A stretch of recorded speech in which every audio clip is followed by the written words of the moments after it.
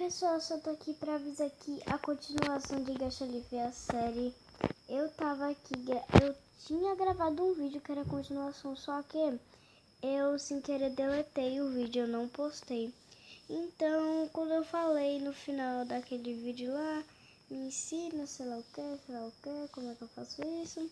Mas a minha mãe explicou tudo pra mim. E vamos lá, a minha irmã ia estar chegando para minha casa, eu já estava ali no sofá. Vamos lá.